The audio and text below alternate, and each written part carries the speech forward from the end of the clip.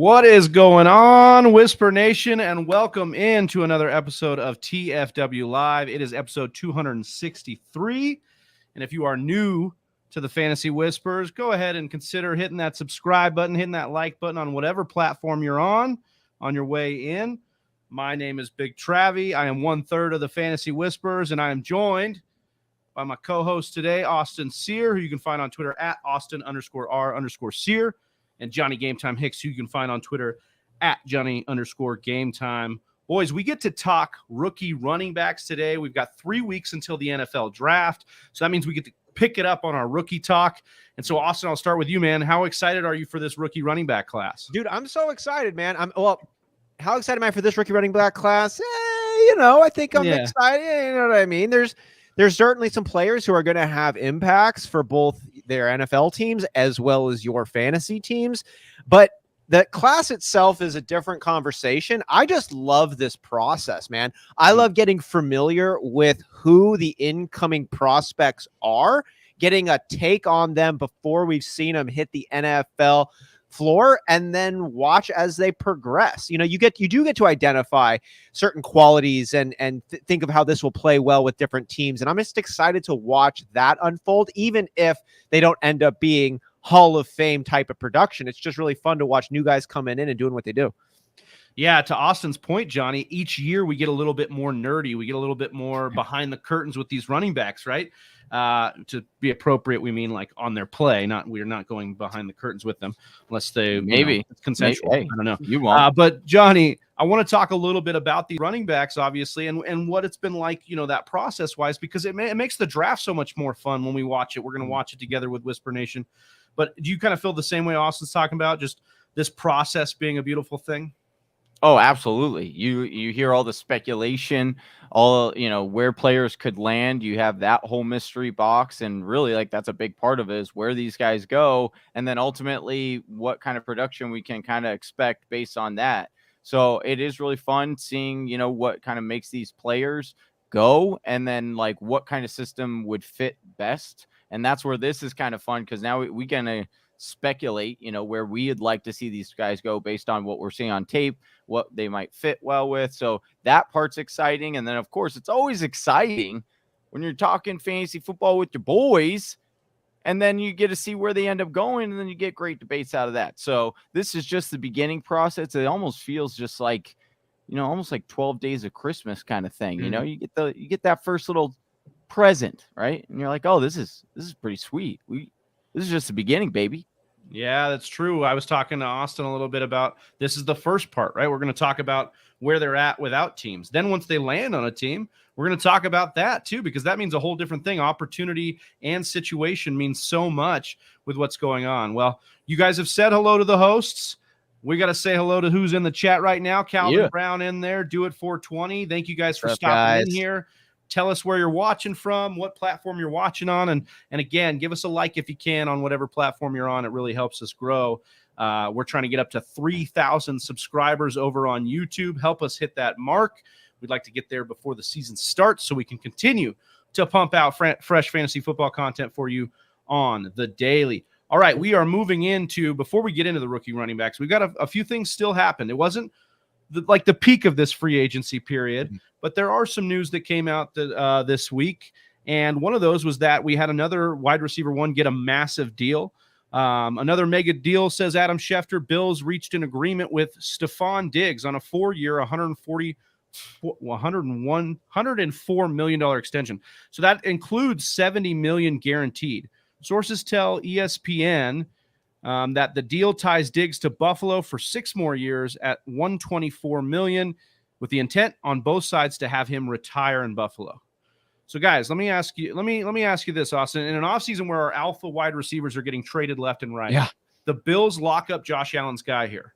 We look at Diggs really quick here. So, PPR ADP was wide receiver 3 last year. He was at the beginning of the second round, and then he finished as the wide receiver 7 in PPR. He's being drafted there right now, wide receiver 7. 207 is his ADP. Is his ADP too high, too low, or do we think that's just right for Diggs in redraft? I don't have a problem if you evaluate Stephon Diggs as the number 1 wide receiver in redraft coming in this year because he has the continuity, he has the skill set, he has his quarterback with a solid relationship. All of those combinations coming together can result in, I'd actually say I'd be surprised if they didn't result in another wide receiver 1 finish. And when you just look at the other wide receivers that are as talented or in that same kind of category as Stephon Diggs, we got major question marks. Tyreek Hill, Devontae Adams. I even love Jamar Chase, but T. Higgins is in the mix. Another young blossoming receiver over there for Cincinnati. There's just not as many question marks for Stephon Diggs. Yeah, like Gabriel Davis could come in and have a bigger impact for the Bills and get more market share, but I think that's overall good for the Bills, and it still doesn't take away from the relationship we see Allen and Diggs have. It's a real tight match, and I think that just continues to do what it does. I'm not saying I think he's the number 1 overall wide receiver, but I think he's about as safe as you can get aiming for a wide receiver 1. Yeah, I mean, obviously Cooper Kupp is going to be the hot, wide receiver 1 that we talk about, for this season. But if we look at guys like Devontae Adams and Tyreek Hill, they left their old situations. These would be guys that would be drafted ahead of Stephon Diggs. Stephon Diggs is the one of the few guys left that the continuity is enriched, as Austin was getting at there.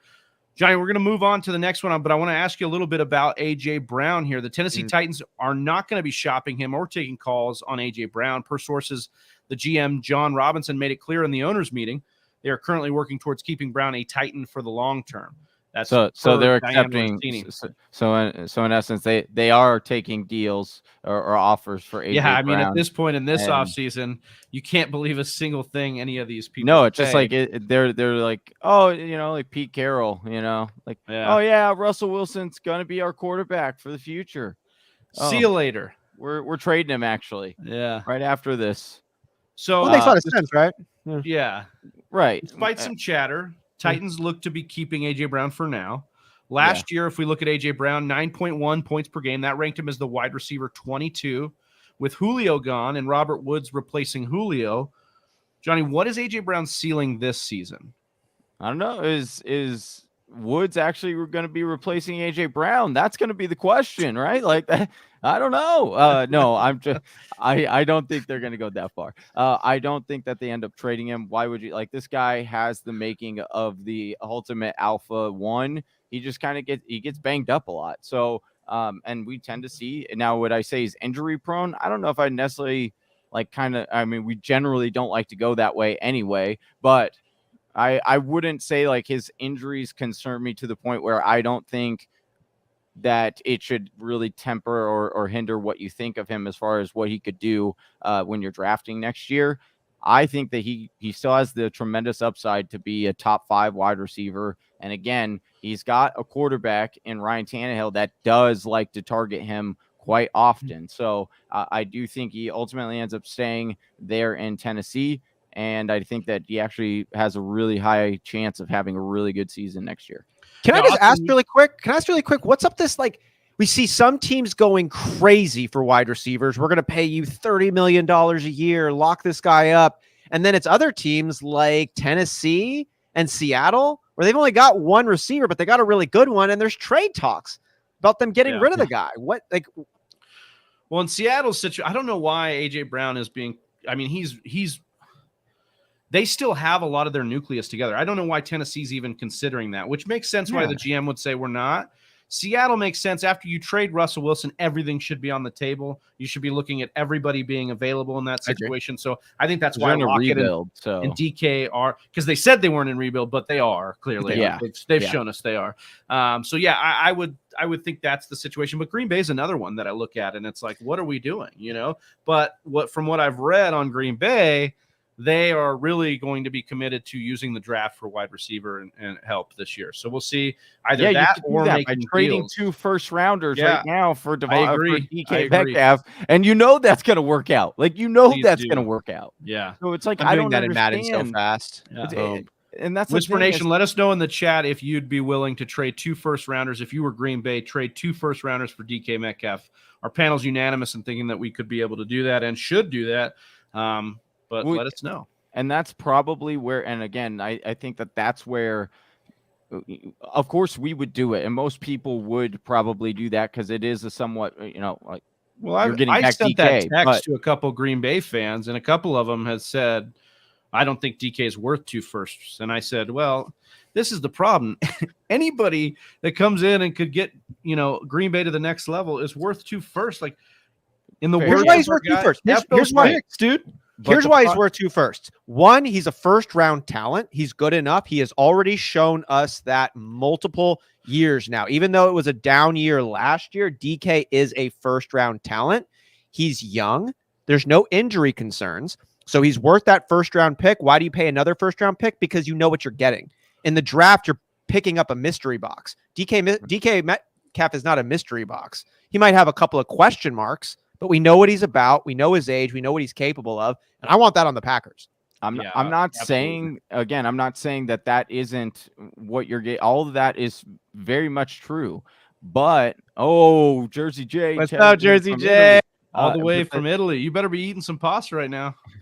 But the problem and the issue is that no team is going to pay that because they don't need to. They can hold out and say, okay, like I'm not going to give you, because DK only has 1 more year left. I think if he was in his second year, then I do think that it would be much more pounced upon as far as what that kind of offering is. But I think it's because all these wide receivers are making a big money and they're going to have to pay DK next year. So that's more so why teams that's been set in this offseason is wild. If your wide receiver 1 is tied to your franchise quarterback, but you have cap issues and need to figure it out. I mean, we've opened the door. The Chiefs and Packers have opened the door to trading alpha wide receivers. There's not going to be a single alpha wide receiver that's safe to lock up and finish their career with a single team now because of the way that this precedent has been set here with these teams. So it's really interesting to see how this offseason will evolve and how the cap will evolve and from going forward. I just got to ask, the Bengals need to do everything they can to get crazy talent right now on that roster. Am I right? Considering you got Joe Burrow, Jamar Chase, and T. Higgins all on rookie deals. Well, that's what they were saying. Upgraded their offensive line. Yeah. I mean, they've taken those rookies. They've got the weapons. And they've basically taken the offensive line now, and they've got them all under these, good contracts. So they basically said, down the road, we'll look at Burrow's contract, but not today. Don't have to do it today. Not today. Well, not today, but earlier this week, the Texans signed Marlon Mack, a source told ESPN. Austin, last year we made so many jokes about the Texans backfield. We watched it kind of like a bad car wreck. Does Marlon Mack inspire you to invest in Houston's running back room this year at all?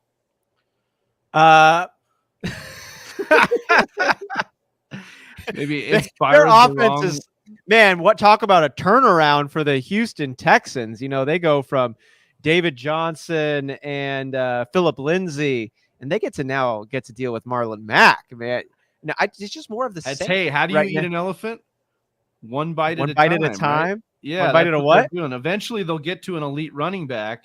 They just they bite have at a time. Yeah, they have to. No, man, I think it's just more of the same. I think we see more of this kind of questionable judgment coming out of the Texans front office. I just don't totally know what they're trying to do. I mean, hey, Marlon Mack is fine.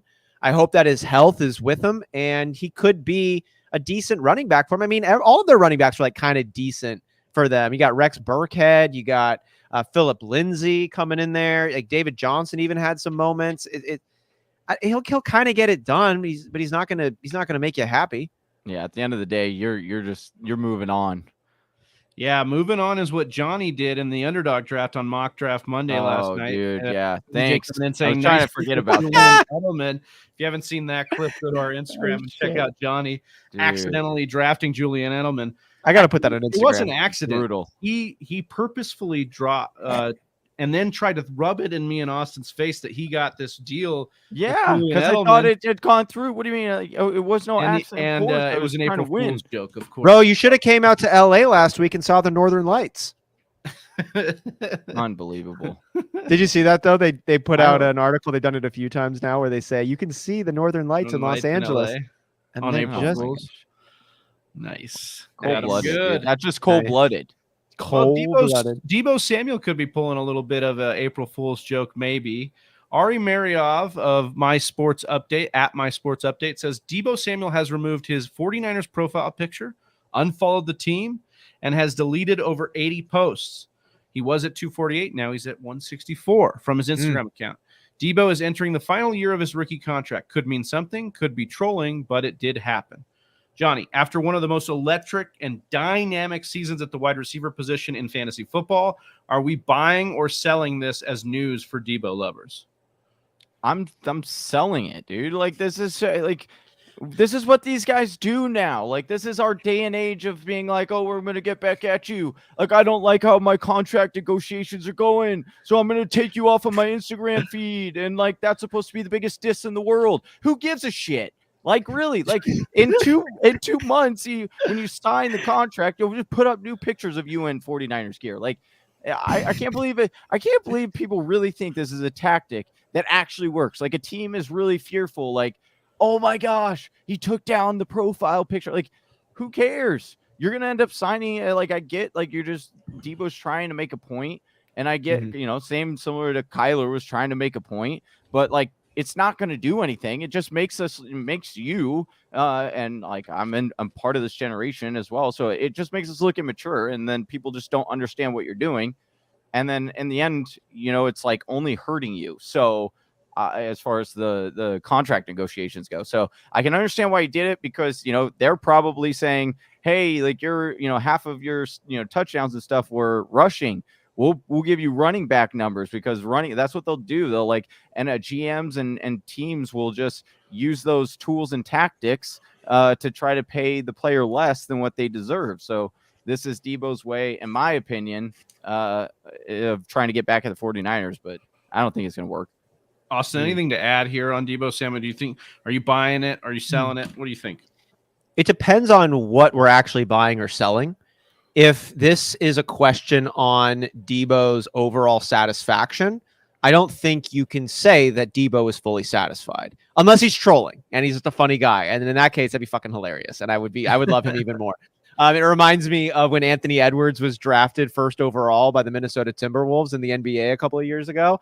And he's like, I actually want to be a football player, though.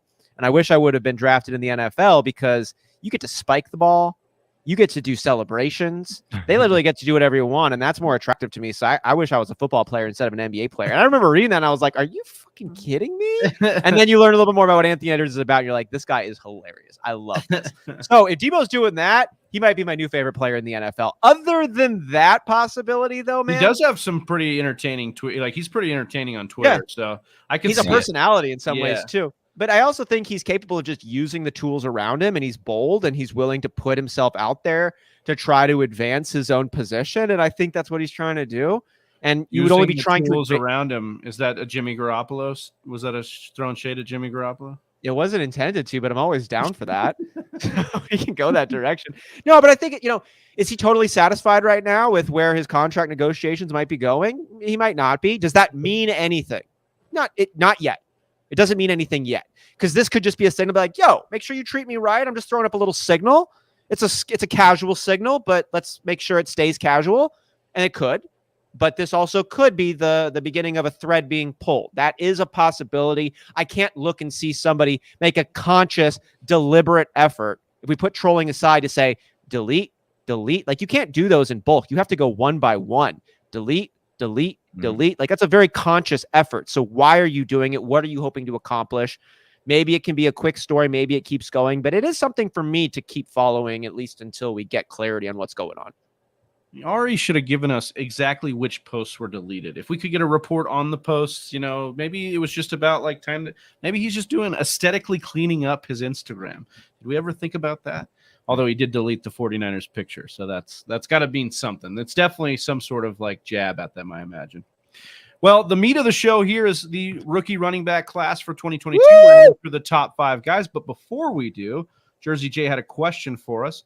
He says, is Hardman a top 20 wide receiver with Hill out of town? ? Johnny, what do you think? Is Hardman a top 20 receiver? No. I wish. He'll have games where he will definitely finish inside of that. You do like, the little bit of sample that you saw where Tyreek did miss some time a couple of years ago with an injury. Mecole came in. He did have some top 20 weeks, but again, I don't think he's going to be consistent enough. And I think that the more consistent targets are going to go to either Juju or Travis Kelce, and then maybe if they draft one. But I don't believe MVS too. and MVS, yeah, correct. For them. So I don't think that Hardman ends up being a top 20. Yeah, I would imagine it's the same there. Austin said, or Freak Stomper says, peekaboo, what's good, fellas? Oh, it says, boom, yeah. He peekabooed right at you. Good. Thanks for joining us, Freak Stomper. Appreciate you. Yeah, that was a good one. Austin got me like on that one. Yeah, Austin got me on that one. I was like, wait a second. I didn't see a message saying that you had to use the restroom or something. Nah, it's my boy Freak. Yeah, we love the peekaboo. All right. We also love rookie running backs, and we're going to dive into them now. Like I said, we've got 5 running backs. Technically, we've got 6. What we have done is taken the top rookie running back rankings from Pro Football Focus, Fantasy Pros, and DynastyLeagueFootball.com. We pulled the average of the top 5 running backs from those sites. We're then going to take a look at each of those players via the draft guide on PFF.com, which you can get with their elite subscription. That's going to give us stats, comps, and outlooks. Let's get into it, guys. Also, just a side note, though, some of the teams that we know might be in the market for running back. So we know Houston, we talked about them, Atlanta, Arizona, and I think teams like Miami, Tampa Bay, New Orleans, and Buffalo are likely to add a running back. So just for some context there. We're going to go 5 through 1 because we're going to save the best for last because that's just the way you do it in America, all right? That's the American dream. Yeah. Build the hype. Well, our number 5 is actually a split, guys. It's 2 running backs. It's both running backs from Georgia, Zamir White and James Cook. But we've got a little bit of a situation here because most of the platforms we look at have Zamir White as the number 5 back. But PFF actually had it as James Cook, and they did not make a profile for our guy Zamir White. So really quickly on Zamir White, he went to Georgia with James Cook, as we mentioned, 6 foot, 214 pounds. And player profile are comping him to Damian Williams. Guys, when I looked at the tape, and I know we all looked at some of the similar tape here on Zamir White, he kind of looked like a guy, Johnny had mentioned Gus Edwards, just a guy that's going to get you 3-4 tough yards, kind of get down. He's not going to have your top end speed, not going to have your big play ability. Anything else you guys want to add here on Zamir White? Because I think the more exciting guy here is going to be James Cook. I was going to say that I think he could end up being very serviceable for whatever NFL team he ends up assuming a role on. But as you talked about with Gus Edwards, we like the metrics of Gus Edwards and his career averages and these things. And we're all still bummed out he didn't get a chance to really show what he was about last season when he had presumably the majority of the workload available to him.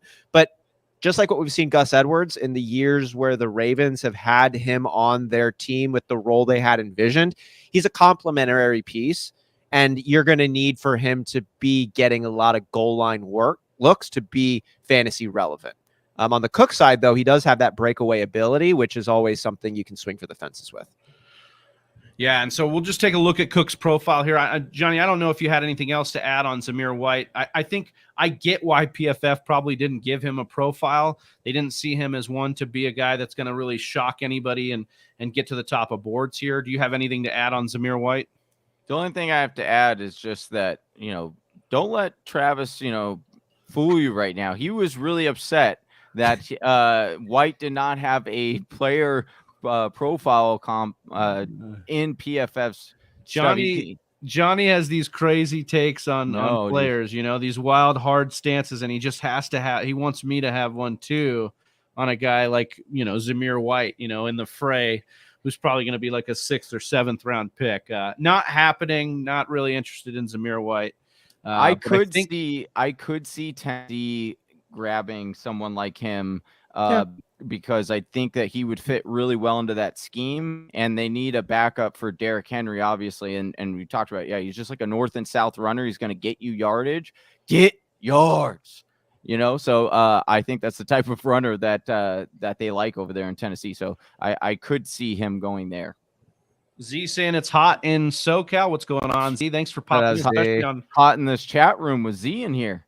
Z, we got to get you on in the next couple of weeks, maybe wide receivers or QBs and tight ends. I really want to get you on here for some talk about, that your Devy brain is all up in there.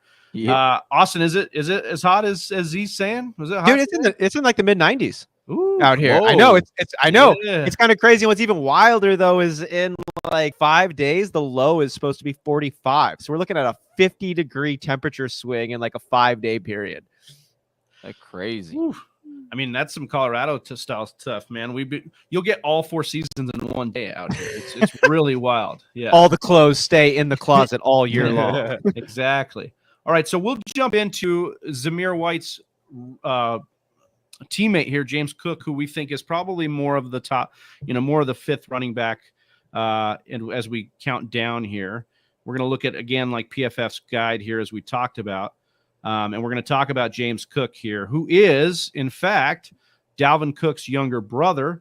So that's an interesting situation that we've got working. Factoid there. Yeah. He is 5'11", 199, went to Georgia, obviously, that we talked about there. 728 yards, 7 touchdowns, 27 receptions, though, 274 receiving yards.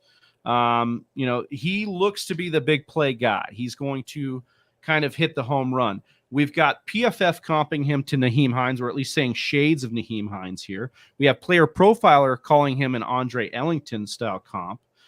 So, guys, when I'm looking at James Cook here, and we've got a projected round of the 4th round, so still not getting into that juicy territory for us. He looks to be, like they say, Nyheim Hines, maybe a role player for one of these teams, a good scat back. Anything jumping off, when we looked at the film? Austin, I'll start with you with James Cook here.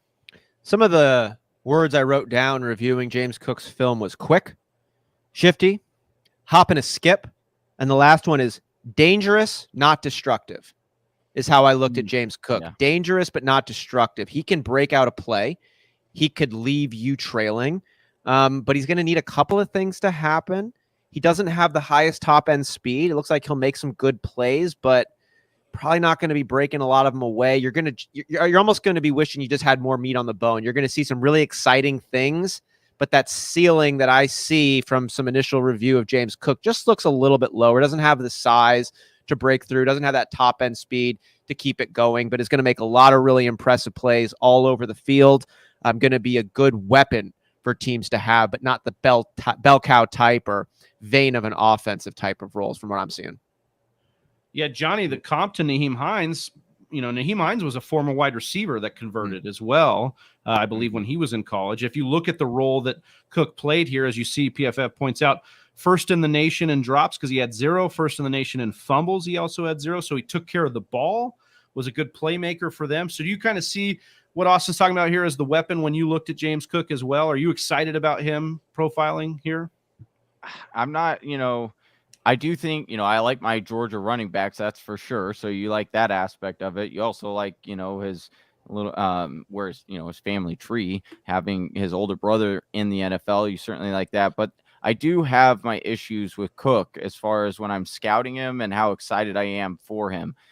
If he goes to a zone running scheme, offense, like a Miami Dolphins or Atlanta Falcons, obviously 49ers, if they need, would have needed one. They got running backs last year, but in those types of schemes, you can have a running back like Cook here, James Cook, and actually like he can hold up and do well, relatively speaking. However, if he goes to a different type of offense, I have my worries because I don't know that he can be a bell cow and be that kind of between the tackles. He needs to get to the edge. Look, I mean, you can see it right here where out wide, he had 42 attempts for 247 yards. He's great at getting to the edge and getting around and then using that, speed and burst to really blow past defenders. So it really is going to boil down to where's the best or where does he land will ultimately determine, hey, how much fantasy value or upside does Cook have? Now, if he does end up landing in Miami with that, kind of mess of it, it could be a little bit like, but he could be really good in that kind of scene. Like that would be fantastic. I'd be really excited. Look, Johnny, the more running backs Miami gets, the better for everybody. Don't ask me how that logic stacks. It does. Okay. Yeah. Trust me. I love you. looking at that Miami backfield may need us to get a football therapist, like the football therapist who joins us in the chat. What's going on, therapist? What's good? To see you, bro. So yeah, lastly here on Cook, basically they, PFF has him, where he wins is the home runs. They think he's going to be profiles as a scat back, and he needs to improve muscle mass as he gets into the NFL to be anything more. Yeah, exactly. So again, they think he's a 4th round pick there.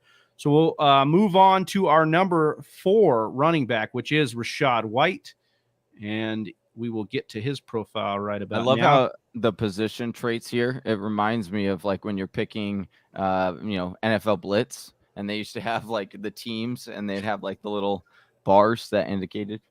I just read Jersey J's question. Who is going to blow defenders? His BMI is too low. Yeah, yeah. Football therapist. His BMI is too low for me analytically. Yeah, so that's definitely where we're at with James Cook. We're moving on to Rachaad White here, who is actually projected by PFF to go later in the 6th round. They say shades of a slower Kenyon Drake. They have him at 6 foot, 214 pounds. He went to Arizona State, so Johnny and Austin's backyard over there in Arizona State. And his comp on Player Profiler was actually David Johnson. So we have slower Kenyon Drake. We have David Johnson in his wheelhouse here. Over 1,000 yards in 2021, 15 touchdowns, and 43 receptions. So that's nice to see. Over 1,000 yards. Also really good in the receiving game as well. So when we look at Rachaad White, Austin, how would you kind of describe Rachaad White? I'm going to describe Rachaad White using words you might hear someone describe their partner with. Or, what do you look for in a significant other? Well, I'm looking for a lot of the qualities that Rachaad White brings to the table after reviewing some of his film. I wrote down patient, thoughtful, present, realistic, not an athletic freak, but clever. And he's got a full bag. I watched Rachaad White. He reminded me of Le'Veon Bell in some ways, where he just that paused. Kind of patience. Yeah. That's what I saw stand out the most. Like I saw him chill and watch what was happening and then make a read and make a play. And is his hurdles the best? No. Is his spin move the tightest? No. But he's got good moves across the board, and he seems to pull them out at the right moment. And because of how clever and well-rounded he seems to be, even if that spin move isn't the hardest, even if that hurdle isn't the highest, he's still going to be making a ton of yards for you. And because he's able to read the defense, I think he's going to have a ton of opportunity. I'm excited just to watch what he's really capable of as he gets more and more comfortable. And those reads that he looks to be already ahead of the curve with begin to slow down even further. I think Rachaad White could be a really sneaky running back in the NFL for years to come. Johnny, we have been down this road before where an Arizona State running back has kind of got us excited. Kalen Ballage, I remember scoring, 5 touchdowns in one game or whatever it was. It was wild. 8 in one game. It was insane. Do you have a fear? Is that a valid fear here of Rachaad White just because he's from Arizona State? Or what do you have to say about White's profile here? Yeah, I mean, that's my concern when it comes to White is you went to ASU, and ASU isn't really known for producing good running backs. Again, and I do think it's very ironic here that it says what's his role. They have him as 3rd down running back / wide receiver convert.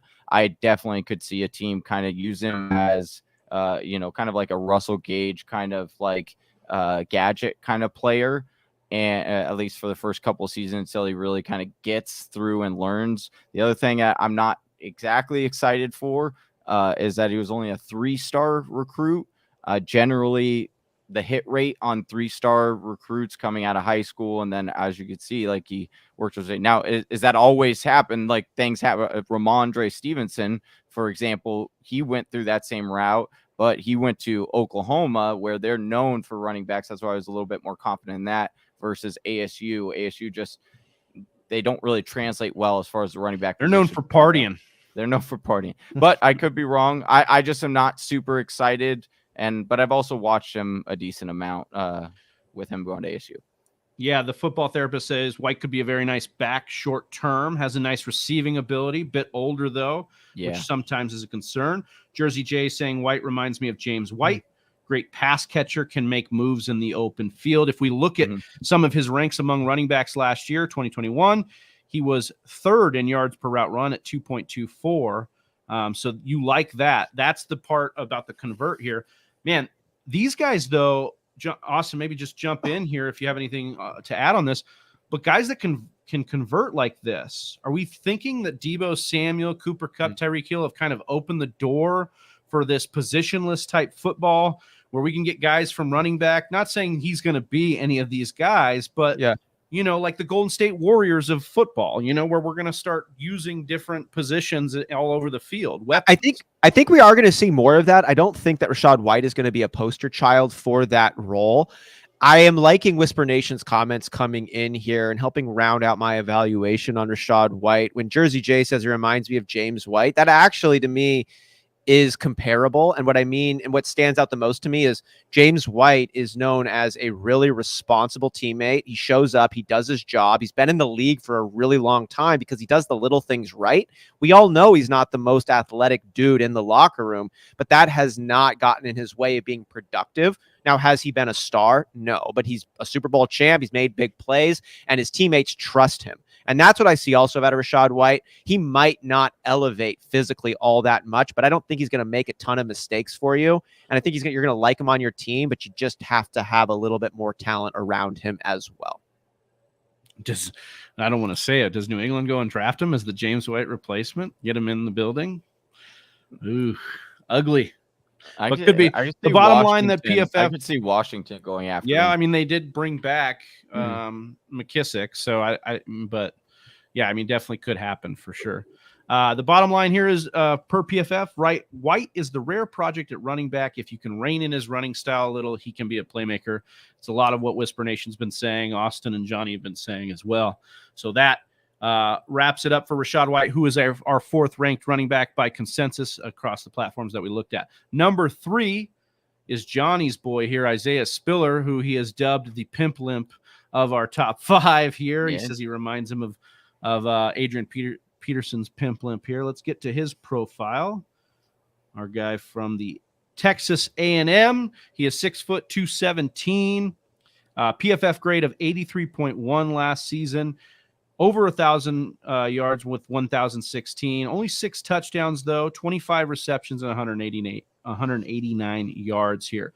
So we have a couple differing opinions here. Isaiah Spiller, as far as player profiler is concerned, they think he's TJ Yeldon. If we look at what PFF says here, they say shades of Damian Harris.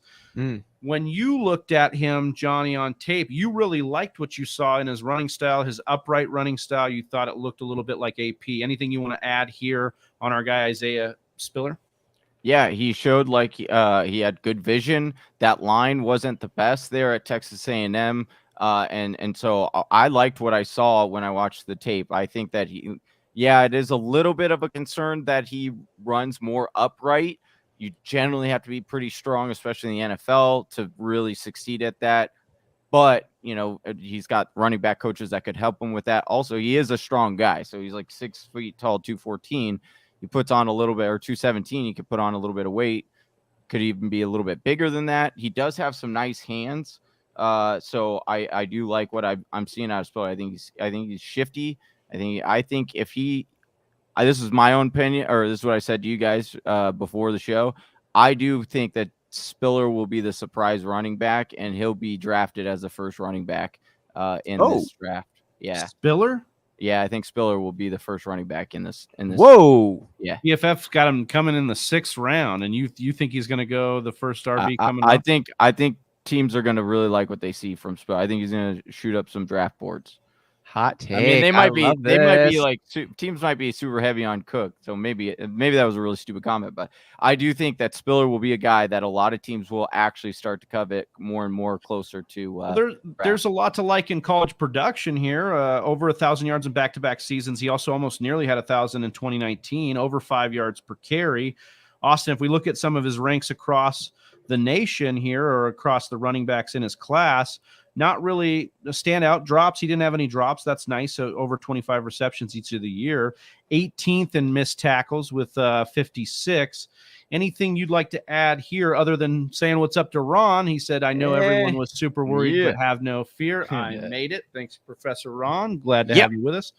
Austin, what's your take on Spiller here? I thought he runs like a horse. Like, and I mean that in the good ways and the bad ways. He looks like he's got a strong gallop, got some giddy up to him as well. But have you ever seen a horse competing in dressage? Like, they show that they're not that nimble. And they're like, it takes a lot for them to turn 45 degrees. And it looks like it takes Isaiah Spiller quite a bit to change his angle 45 degrees as well. And that is going to be an interesting translation into the NFL for me. I think he's going to have some good plays. I just don't know if he's as diverse a running back. We talk about wide receivers and their wide receiver tree. We don't really talk about running backs and their running back trees. But if we were, I think that Isaiah Spiller's looks limited. Yeah, football therapist and Freak Stomper agreeing with you. Therapist saying, man, that was bold, Johnny. 4.7 40 time killed him. I heard he's dropping like a fly. 4.63 pro day time to be exact. So slow. Yeah, Freak Stomper saying Spiller wasn't even the best back on his own team in terms of efficiency, and that's a huge red flag. Jersey Jacob and saying Sony Michel, he was a first round pick, so maybe we'll see what happens. And again, it's like, yeah, some of like the 40 time would definitely, like, that does hurt a little bit, but again, coaches will go back and watch like the 40 time, or once they see that, they're going to be like, oh well, that kind of popped off the page, that it was like a little bit, he came in slower. Let me look if that translates to the NFL, because realistically 40 times are irrelevant because they don't run in just their underwear and a t-shirt on Sundays. So game speed, baby. Yeah. Well, and to echo Johnny's point here, right, his role per PFF, they say his specified role, gap scheme running back, they comped him to a Damian Harris, who we all like. We think Damian Harris is a really good pure runner. And then if you look at their bottom line here, their kind of summary here, Spiller may not have high-end traits, but he has a complete NFL skill set. So what we're seeing is he's a well-rounded back, and somebody can make something out of him. So whether or not, in Johnny's take about him going as the first running back off, yeah, I can see that being a little bit bold, but maybe what you're really looking for here is he's probably one of the most productive that comes out of this class, because he has all the skills in his repertoire. If he gets in that nice gap scheme, then maybe he can get it going. All right, now, if there was a tier break, we kind of, well, at least I think after looking at some film, that Kenneth Walker stands above the guys we've talked about already. So there'd be a tier break here. He is our second running back, ranked as far as the consensus looking across the platforms. And we are going to move right along to him right here. PFF has him as their number one running back. They have him coming off in the second round. They say shades of D'Angelo Williams. Player profiler with some high praise, giving his comp as LaDainian Tomlinson. If we look at what he's been able to put, last year was a monster year for him. Over 1,600 yards, 18 touchdowns, only 13 receptions for 89 yards. So not a lot of receiving work. And that's really what everybody's knock is on Kenneth Walker, because as a runner, absolutely dynamic, 6.2 yards per carry. I mean, we watched him, and I know Breece Hall's getting all the love here, but Austin, when we looked at the tape, man, Kenneth Walker looked like the better running back. Now, I know that's all highlights. It's highlights, but the highlights were nice. Yeah. I wrote down fluid, breakaway, no training wheels. Kenneth Walker was able to move wherever he wanted to move without being encumbered. I talked about Isaiah Spiller, and a horse competing in dressage. Kenneth Walker just looks like a lacrosse ball, just kind of rolling around wherever it wants to move. We're looking at a 40 time of 4.38, 98th percentile, a speed score of 114.7 per player profiler. That's in the 96th percentile. The eye test for Kenneth Walker with me was very exciting from a fantasy perspective. This is the kind of guy that might have 10, 12 touches, and 30-something yards, and then just breaks one, and he's gone. He can save your day on a single type of play. Those are my favorite types of running backs from a fantasy perspective. I'm really excited to see where Kenneth Walker ends up. That's obviously going to have a huge impact on what his projections are. We like Travis Etienne until Urban Meyer started calling him a slot receiver. And we'll see what happens with Kenneth Walker. As you pointed out, his receiving stats don't back that up. I'm not concerned about that for his overall ceiling in the NFL. We've seen Todd Gurley say, hey, I watched David Johnson catch a bunch of passes, and if you want to be an elite running back in this league, you got to learn how to catch passes. And then he did. I think Kenneth Walker could do that. I don't have enough information to point one way or another on the pass catching side, but I've just seen a lot of other running backs pick up that trait as they move forward, and I like what I see from him on the field. Whisper Nation liking what they see out of you and your look right now, calling you a vampire lumberjack, says Ronald. Ooh, I like that. And Jersey J saying, yeah, Twilight takes on being lumberjacks. So they're digging the look here. And it's in Oregon? Look. Is it Twilight in Oregon? Isn't it in Oregon? Probably filmed there. Or is it? Yeah, I believe it set there. I don't know. I never read it. So actually, I think it is. It is set there. I'm pretty sure. I read the first one. I won't lie. It was pretty good until it got weird. So, yeah, like the show. Yeah, exactly. There's nothing weird about what Walker has done compared to the other running backs in this class. If we look at this, he ranks first in yards after contact, carries of 50 plus yards, missed tackles forced. If we look at the other things that he ranks in the top 10, yards after contact, missed tackles forced per attempt, zone attempts. So really, he's got a lot to put here that you should like. Where he wins, PFF says everywhere. It seems like he's their guy because they really hype him up here. What's his role? Bell cow. And then where he can improve is pass protection. Johnny, my only thing here is if most of the pundits are saying that Kenneth Walker's receiving is a red flag, and now they're saying PFF is even saying pass protection is a red flag, that would be probably why he is number 2 compared to Breece Hall, right, Johnny? Yeah, that's stuff. I mean, if you can't pass pro, then you have no future in the league, unfortunately. But the nice thing is that pass pro, you can, coaches are good at coaching and getting guys to really evaluate that game or if I can just elevation. Yes. Elevate his game. Thank you. It's like evolution. I've been having trouble speaking all day. So I do want to know what scheme ultimately fit is going to be a little bit or is going to be a big thing here.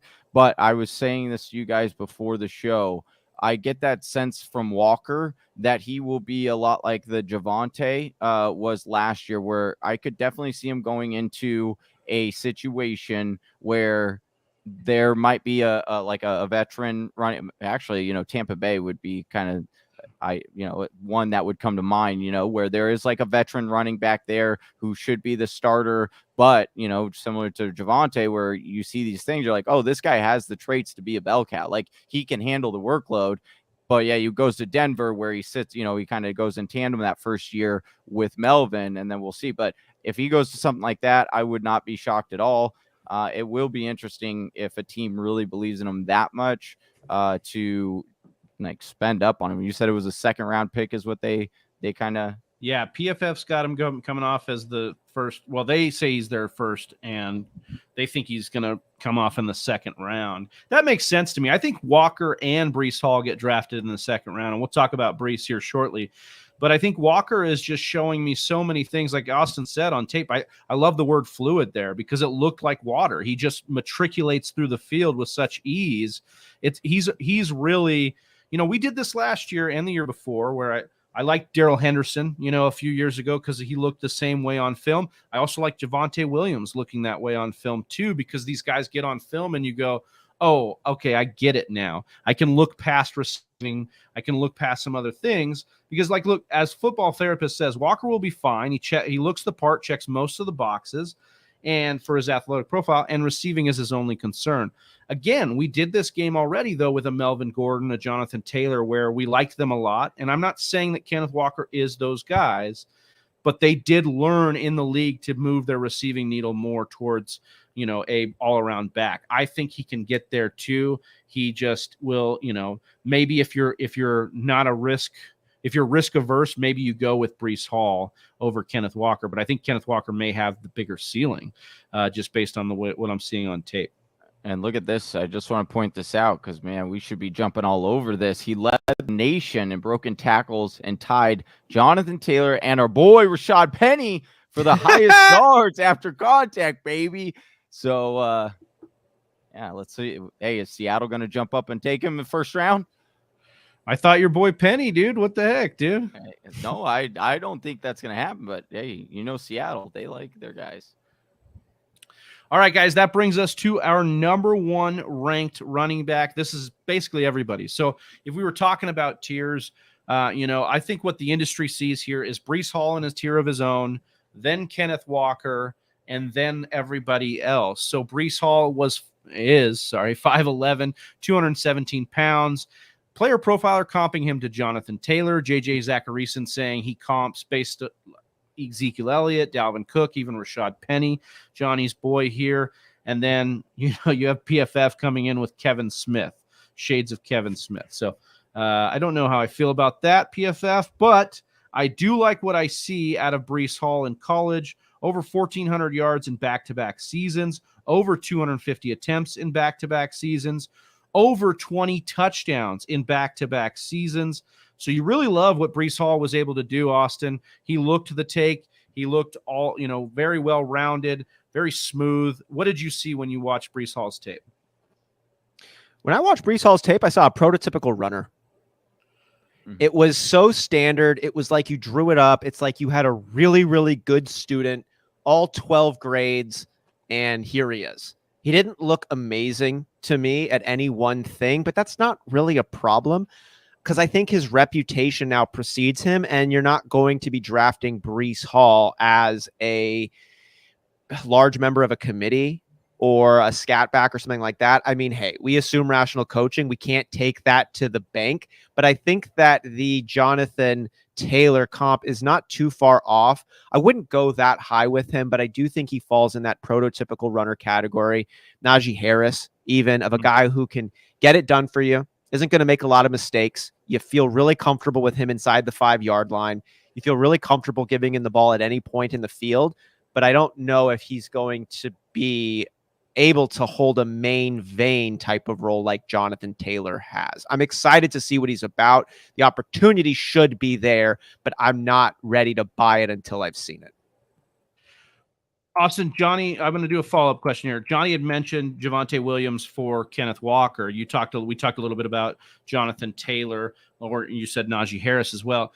You said before we started diving into these rookies that you thought the industry was kind of making it like, this year's Najee Harris and Javonte Williams, right? With our 1 and 2. Do you still feel that way, Austin? Do you still feel that Breece Hall is the smart Najee Harris, like what you should do pick, and Kenneth Walker's like your upside pick, Javonte Williams? I swing for upside, baby. I'm going Kenneth Walker, but I think the smarter pick is Breece Hall. If you're trying to minimize risk, it's not a bad route to go. But I'm a little bit more pro risk, so I'd be drafting myself some Kenneth Walker, but I expect for Breece Hall to be the first off the board. Yeah, that makes a lot of sense. And when we look at what he ranked well in, 7th in forced missed tackles, 74 there, 11th in zone attempts, 7th in carries of 15 or more yards. So really was a guy that got it all done, could do it all. I mean, he was that home run hitter when we looked at it. He scored a lot of touchdowns. A lot of those were inside the 5, though. PFF has him as a bell cow, Johnny. Travis was like, we're watching film, and Travis just goes, how many times were these guys within the 5-yard line? Jeez, because there's just like the first parts of his highlights were just all within the 5-yard line, just smashing in for a touchdown. Yeah, I mean, at least he got it in. I mean, that's the idea. Hey, at least he got it in. Yeah, that's the Friday night motto, right? Yeah, aren't we all? Isn't that? Yeah. I'm glad that we're seeing some more nuance. You got it in, dude. Yeah. You got a kid coming up. I got a kid. Yeah, exactly. No denying it there. Maybe a little bit of denying, though, the Jonathan Taylor comparison, says Scott. Yeah, You're comparing Hall to Taylor. You stoned? Yeah, but this has nothing to do with it. JT had 3 consecutive 2,000-yard seasons in college. He was the easiest can't bust guy at running back in years. Yeah, I love therapists coming in here. We're not exactly comparing Taylor to Hall or vice versa. Therapist lays it out here. Hall's athletic profile is very similar to Taylor, but tape-wise, of course, Taylor was better. That's where we're at, Scott. Yeah. We're not saying any of these guys, because listen, this is what I want to get across, because we're going to do this the next few weeks. None of these guys are 1-for-1 the other guy. We know that. It's just when you look at their production in college, maybe that's not it. When you look at their physical attributes, that could be it. When you look at what they were able to do receiving wise in college, that could be it. So all of these things have to do with each other as far as why we compare. And you just look to what you know already. And so we've seen Jonathan Taylor, and we've seen what he profiled as. And there's other guys that they compared him to as well. But that's where you're at here. What was PFF's comp here? Kevin Smith. Yeah. So. Oh, good old Kevin Smith. Love that guy. Also, here we also have to realize this too. I might have to go check. I don't know if I skipped over last year's or 2 years ago's draft and just had a blank spot in my brain for it. But I'm pretty sure Jonathan Taylor did not go number 1 in that draft. Boy, Clyde. Nor did he go number 2. It was DeAndre Swift, right? Like DeAndre Swift got drafted over Jonathan Taylor. So again, it might sound like Johnny always making a chance to put some respect on Swift's name. Don't always, dude. Yeah, always got to put respect on D Swift's name. But what I'm saying is so these comps are somewhat like it seems a little crazy. But again, you're just trying to say what statistically comps to another player so you can kind of get an idea. Once again, there are a lot more factors though that go into, hey, is that guy actually as productive as we think, or can he reach the ceiling of said player? Ronald saying, no, you guys think they're clones. Exactly. I love it. Built all right, labs. guys. So when we look at this, Johnny, the bell cow role is there for Breece Hall. Look at so you're not in on Breece Hall. You're in on Isaiah Spiller as the number 1 running back in this class. No, I do actually think, I think when we're looking back like 3 years from now, 4 years from now, I think that we'll say Spiller was the best. Hopefully not. He was going to be so good, man. That Tennessee running back, he had that role. God, I'm excited. I'll be honest with you, though. I'm watching this game tape, and there are even with the Spiller, as much as I'm claiming or jumping, I guess I'm putting my flag into Spiller now. But as much as I liked him, I really didn't look at any of these guys, even like Breece Hall. I didn't look at them and say, yep, he's an automatic bell cow. I honestly, my first thought on most of these guys was they're going to be in a time split where a team is going to like their upside for one specific reason or another, like either their speed, the burst, whatever. They're going to need them as that secondary running back or that bell cow first one that's going to get, the plotter. So, but I'm not looking at any of these guys as of right now. Again, this is April 7th. There's no landing spots as of right now. But I could definitely see us being very disappointed once the draft comes that none of these guys land in a spot where we're like, oh, Najee Harris, it's an automatic. Well, landing in a spot versus if they are good enough to be a bell cow are two different things. That's what I'm saying. Breece Hall is the one guy who I think checks all the boxes to be an automatic, go and get yourself some this season. Because even Javonte, who we really liked, we knew it was gonna have to be a wait and see thing. Mm-hmm. And then you got into that point. Yeah, I do agree with you. When we mentioned the teams that at the top here, it's not as clear as last year. Last year we had Pittsburgh, we had the Jets, we had Miami, we had Atlanta, all those openings that were like, if they get a running back, we really like that. We don't really have that this year. Austin, like Josh Jacobs. Yeah. Is he going to come in like a Josh Jacobs? Like he comes in, he's got the role, he's right there, he's good. But a few years later, we might be saying, I think there's still room for another. I think that's possible with a Breece Hall for sure. I do think that Breece Hall is a good projected, in everybody's models, he's in that 89 to 93 percentile mark, which is really good. You get guys like, Zeke, not saying that he is Zeke, but these are the guys, the Dalvin Cook, the Rashad Penny's, the guys that could warrant first round talent. If any of these guys is going to go in the first, Breece or Kenneth Walker makes sense to me to go in the first. But then we see, if somebody gives, Patrick Mahomes the option, he might draft somebody, maybe he drafts Isaiah Spiller, Johnny's boy. So dude. That's where you get it. You won't. They're going to be like, hey, I trust my boy. Game time. There's been a lot of guys in here hyping up Jersey J, the therapist, a lot of people coming in saying that Breece Hall is going to be a dominant back. Guys, we've talked a little bit about it. Which landing spot is the most attractive? And just give me the ideal dream scenario, running back and landing spot for you and for fantasy football purposes. Johnny, I'll start with you. For Hall or just for any of these guys? Yeah. So I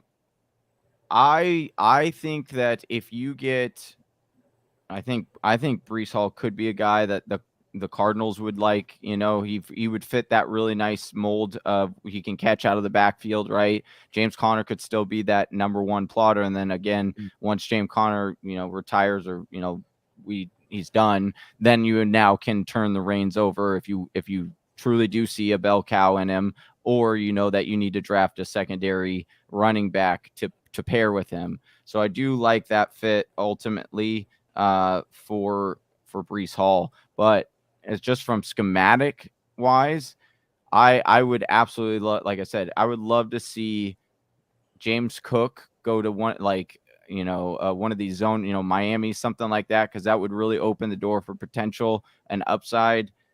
And then the last thing I'll just say, I think Atlanta is going to be an interesting spot here, especially if you talk about like Breece Hall.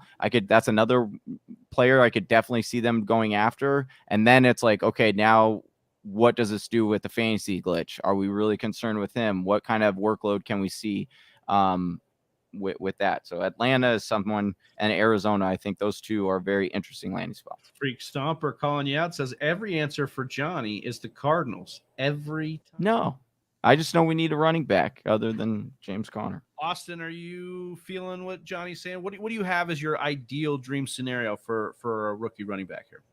I just want to see Atlanta stick a running back. That's what I would really like to see. A team that has had a lot of running back success in years past, but just has not had a guy that they want to plug in. I mean, it was Mike Davis. Cordell Patterson came in and was awesome. And that was great to see what he did. And I like that he's back for a one-year deal, but they still need a plotter. And I would like to see Breece Hall go to an opportunistic situation where he gets a ton of work and we get a clear idea of what he's about. I don't want to see a Travis Etienne type of thing where we take a running back and they say, we're going to make him a safety. Like some weird stuff like that. Like let's We're playing both sides of the ball. Yeah. I'm with Freak Stomper here. The Bills is where I want to see either Kenneth Walker or Breece Hall go to. And this is not just shade because I was a Zach Moss truther and I don't want to believe in Devin Singletary. I think I've come around on Devin Singletary. I think he's worth the draft pick if they don't go and get somebody like this. But imagine Kenneth Walker or Breece Hall in this offense that said all offseason they want to recommit to the run and save their $100 million quarterback and their $100 million wide receiver for the long term. I think either of those running backs we talked about to Buffalo could be just a smash spot. Dude, I love that. I just want to add into that really quickly. A team like Buffalo, which is so complete, has been a Super Bowl contender for the last couple of years, might be the Super Bowl favorite in the AFC coming out on that side. And they're drafting later in the draft, right? Yeah. And so if you have a chance to actually grab the best player at an impactful position, it doesn't actually seem like an irresponsible move. Yeah, it's like a sexy pick and it's exciting, which to me oftentimes suggests, you're not as being as responsible as you should. You should be drafting an interior lineman, something like that. But it's like, no, you could get the best player in the entire draft and he's going to one of the best teams. Like the rich get richer. I like that Bills take, Travi. Yeah, I think that could be it. And I just want to give credit to Frank Stomper because I was actually going to go with Atlanta, but earlier when I was talking about Breece Hall, I remember saying the Bills as well. So I think the Bills just are set up. You look at other teams.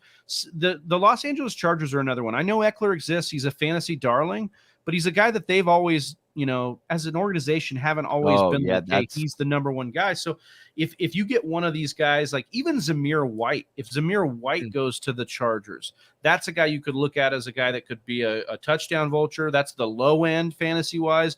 Then if you go higher end with a guy like Breece Hall, like if you put Breece Hall with Austin Eckler, that run game is nasty. So something else to think or about there. Walker. Could you imagine if Walker goes to the Chargers when his comp was LT?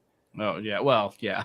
Also, want to shout out on Whisper Nation mentioning the Titans. Johnny, you had talked about the Titans picking up a backup running back there. It could be a plotter. They also could go a scat back. I know Darrington Evans was there, but he hasn't been. So I think they could go with that route. Football Therapist shouting that out. Yeah. Jersey J as well. I can see that happening. Yeah, we talked a little bit about that. All right, well, that wraps up our rookie running back show pre-draft. We will obviously be getting into these guys once they get landing spots as well. Stick with us. Make sure you're subscribed on all the platforms so you can get with us as we go live every Monday and Thursday over on YouTube, and we broadcast that out. Plus, we have the podcast as well, and we'll be clipping some videos out for y'all. Before we close out the show, I want to give the mic to my man, Austin, for some closing words here, brother. All right, appreciate that one. Whisper Nation, man, you are like a family over here. It's true.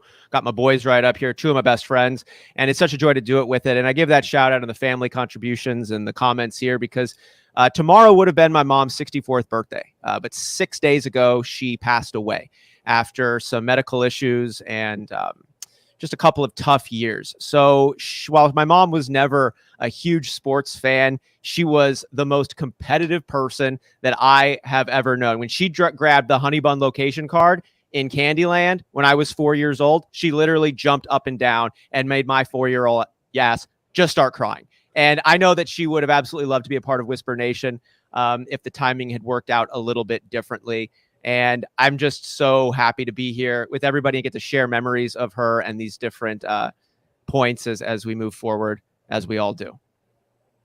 Well, Austin, obviously so sorry for your loss, but something you said there, she is a part of Whisper Nation, man. She's with us right now.